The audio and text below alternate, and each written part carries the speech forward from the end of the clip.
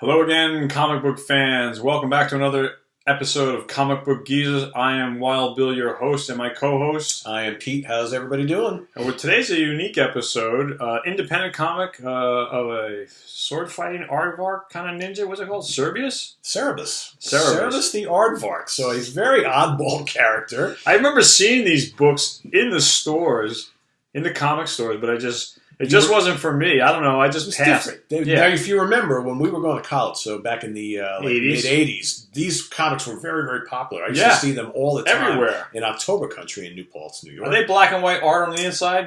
They are, yes. That's what turned me off, right there. So basically, the Cerebus character started in the late 70s, I believe 77, and it ran for 300 total issues. I believe early 2000s is when it ended. So he was out before the Teenage Ninja Mutant Turtles. Yeah, absolutely. See, now I didn't know that, and when I saw this character, I was like, "Oh, that's a turtle ripoff." Yeah, not predated. So wow, and then I don't. Boy, was I wrong? Yeah, exactly.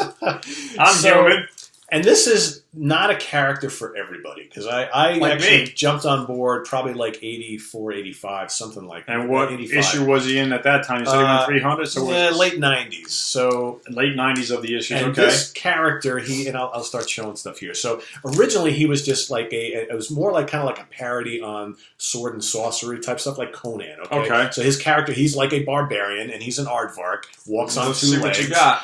All right, walks on two legs. Now, what issue number is this? So these two books here that I'm going to show, these are collections of some of the early issues. Now, this is when it was strictly like a sword and sorcery type of a book, right? So he's just like kind of like this mercenary barbarian. Okay. And created by Dave Sim, by the way. Who is the publisher? Do you know? I don't. It's Aardvark Vanaheim. Oh yeah, I remember them. Yeah, right. And these are pretty bloody, and he's actually an interesting character because he's always like trash talking, and he's drinks and gets loaded all the time. Was a total womanizer. They're kind of thick. Yeah, they are. So these are kind of like collections. Yeah. So good bang for your buck. Yeah, absolutely. So I have some of those, and then I kind of started to get into the title itself. I started to get into the title. So by then they were in the 90s, okay? And like I said, it ran for 300 issues. So here, and this stuff, these issues really started moving him away from the barbarian character, and all of a sudden he got involved in politics and religion. He eventually became like the Pope. Whoa! And and like kind of climbed the ladder. He totally did. Whoa! And he had relationships with women. I mean, there was like rape in some of these things. Whoa! Mystical stuff. Adult content. It totally was adult content. Wow! So you'll see here, like this shows some of the progression in his character. So he's like a general, you're the barbarian, and all of a sudden he starts taking on these like religious roles and what have you. As he gains power. Yeah, exactly. Became a very, very powerful character. But really, I mean, the writing here is just really out there. So there's the sudden return of the Does he have any sidekick characters? Yeah, a couple women, a couple guys. Okay. Yeah, exactly. So he's got like a little entourage or a sidekick? Absolutely. Okay. There was a whole cast of characters here. All right. But this comic... That's a weird cover. I know, right? So there he is up there. Is he hugging? What the hell is he doing? Yeah. Looks like he's hugging a shadow. Yeah, he's got this little kind of like ball thing. Is he? Look, I'm wondering what all this is. Yeah, I don't know. You got me. Remember, I haven't read these in a long time. See why I walked away? And here it is with this carrot creature. Okay. A carrot creature. Yeah. Hey, carrot head. That's pretty cool. But really adult content and adult dialogue, and a lot of dialogue. These were not like, especially the later ones. The early ones are more action, like kind of like Conan type stuff. So it's more scripted for the storyline than the picture frame action. Really heavy duty, like political commentary and stuff. Really? Yeah, it was just so it was out there. It was, and after a while, I kind of tired of it because it just got too deep. I prefer the earlier stuff. This one was a unique cover without him on it. A lot of them are. I mean, you'll see the next couple. This next one, he's not on either. Yeah, that's interesting. Well done. Real great artwork. Great artwork. Look at that. He's not on either one. We did the moon. Let's go close up of the next issue. Exactly. Definitely cool, I guess. So, and we're going to keep going with the moon theme. So there he is. He's on the moon. Yep. Stranded, he's waving him. Help me. I'm over here. So issue 108. This is the last one that I bought. So they were still carrying on with this story of him being stranded on the moon?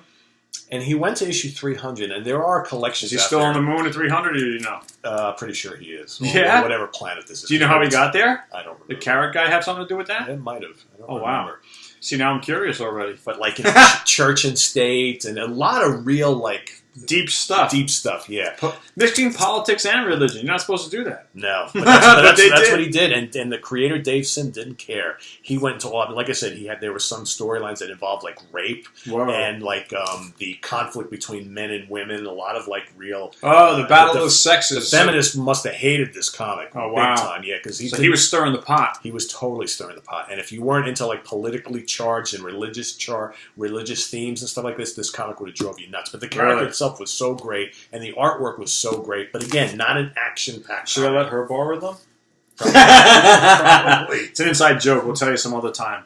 But the character popped up in other various comics along the way, and I have one of them. He showed up in the Teenage Mutant Ninja Turtle comic. There he is down below. There he is down there. And very, very cool. And, it makes total sense that he would appear with the Turtles. It says issue 8? Issue 8, yeah. So they're an early issue. I have, 19 through 21. So these predates the issues I have. Yep. So this has got to be from the late 80s. Late 80s, yep. Okay. Exactly. And that's an original on a reprint of the Turtles? I believe Because I remember then when they were so popular, it was hard to get like those originals. They were mostly reprints. Yeah, I don't... Anyway, it doesn't matter. Hold that cover up again. It's a great cover, yeah. Good storyline? Yeah, I like this. It was no biblical... No. This predates the biblical run. Yeah, or he's not a pope. It's weird. I don't remember exactly what was going on in his regular comic. So he teamed up with them, or is he against them? No, he teamed up with them. And is that their ally, that woman, or is she the villain? They're all allied. I believe she had something to do with him. Okay, which is pretty cool. I can't stand this glare, man. Yeah. Getting on my nerves. But that wraps up our Cerebus episode, would you say? Cerebus. I keep saying it wrong. Cerebus. I would love to see them make like a cartoon. Kind of like Thanos and Thanos, huh? Exactly. Messing it up? Yeah. Sorry, I didn't mean to trash your character. Cerebus the Aardvark. I like this cover. This is like one of my favorites.